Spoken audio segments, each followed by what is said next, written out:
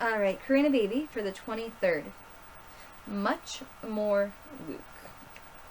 There it is. I like doing these during the day because I have more sunlight. At night, I'm using the lights and the sunlight, but at night it's just too dark. Alright, so August 23rd is much more Luke. Luke and Stephen were best friends, but Luke often boasted that he had more or bigger things than Stephen. For instance, when Stephen's cat had 5 kittens, Luke said, "That's nothing. Our cat had 8 kittens last week." Then there was the same time Stephen went fishing with his papa. Stephen caught a fish and took it home for supper. It was this big, he told Luke. Stephen had his hands apart to show how big the fish had been. "Well, when I was fishing with my papa," said Luke, "I caught a fish this big." He flanged his arms as wide as he could. It took 2 of us to carry it. One morning, the 2 boys were having a race on the bicycles. Suddenly, Stephen's wheel hit the stone. Stephen wobbled and collided with Luke, and then both fell off with a bump.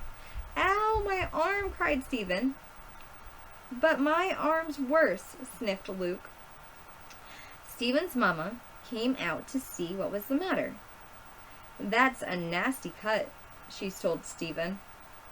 "We'd better get you to the hospital." "What about me?" asked Luke. "Your arm looks sore," said Mama. "But I think it's just a scratch." So Mama drove Stephen to the hospital and Luke went too. A doctor in the emergency room examined Stephen's arm. "You'll need some stitches," she said. Luke showed the doctor his arm. "Will I need stitches?" he asked. "I don't think so," she said gently. "We'll find you a nice big Band-Aid instead." Later, Stephen proudly showed Luke his arm. "I've got 6 stitches," he boasted. And for that, just for once, Luke said, "That's much more than me." So, oh my goodness. So the boys want to have more stitches. Boys are very rough and tumble. And this little boy is a boaster, just like the very boastful kangaroo, right? Alright, so let's see what is next in the storybook. The Princess and the Pea. There was once upon a time a princess who wanted to marry a prince, but she had to be a true princess. So he traveled through the whole world to find one. But there was always something against each one he met. There were plenty of princesses, but he could not find out if they were true princesses. In every case, there was some little defect which showed the right person had not yet been found. So he came home again in a very low spirit, for he had wanted very much to have a true princess for his bride. One night there was a dreadful storm, and thundering and lightning flashing, and the rain streamed down in torrents. It was fearful.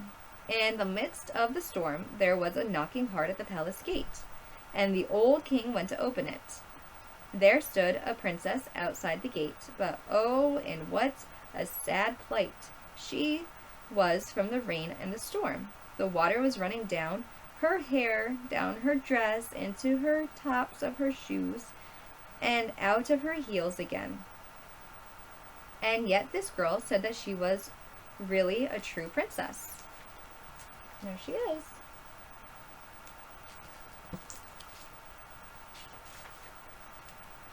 "Well, we shall soon find out," thought the old queen, when the king had brought her in, but said nothing, and went into the room of the bedchambers, took off the bed covers, and laid a pea at the bottom of the bed.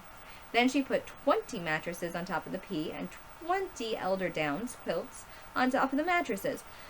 And this was the bed in which the princess was to spend the night. The next morning the queen asked the girl how she had slept. "Oh, very badly," said the princess. "I scantly closed my eyes all night. I am sure I don't know what was in my bed. I lay on something so hard that my whole body is black and blue. It is dreadful." Now they perceived that she was indeed a true princess, and she had claimed because she had felt the pea through the 20 mattresses and the 20 eider down quilts. No one, surely, but a true princess could be as sensitive as that. So the prince married her, for he knew that at last he had found a true princess, and the pea was put into the royal museum, where it can still be seen if no one has stolen it. Now this is a true story. Now the princess is so delicate that the pea hurt her so badly, right?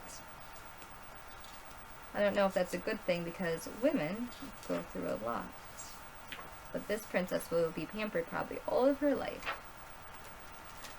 Alright. Let's do,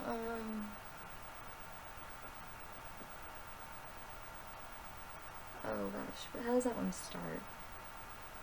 Old King Cole was a merry old soul, and a merry old soul was he. He called for his pipe, and he called for his bowl, and he called for his fiddlers 3. And every fiddler had a very fine fiddle, and a very fine fiddle had he. Oh, there's none so rare as can compare as King Cole and his fiddlers 3. That wasn't the one I was thinking of. It was the one with the pie and the birds. Dainty dishes set before the king. I forget how it starts. So the king was in his counting house, counting out his money. The queen was in the parlor, eating bread and honey. The maid was in the garden, hanging out the clothes, when down came a blackbird that pecked off her nose.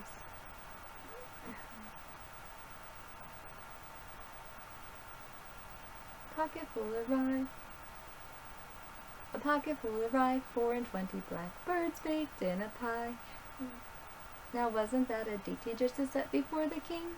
The king was in his counting house, counting out his money. The queen was in the parlor, eating bread and honey. The maid was in the garden, setting out the clothes, when down came a blackbird that pecked off her nose. How about the grand old Duke of York had 10,000 men. He marched them up to the top of the hill, and he marched them down again. And when they were up, they were up, and when they were down, they were down. And when they were only halfway up, they were neither up nor down. Karina, baby, Mama loves you. I love you so incredibly much. I really, really do. And I miss you so incredibly much. I love you, baby. Let's do Lila Tove and good night to you. Lila Tove, may your dreams come true. We sing Lila Tove, may Israel protect you throughout the night until we reach the morning light.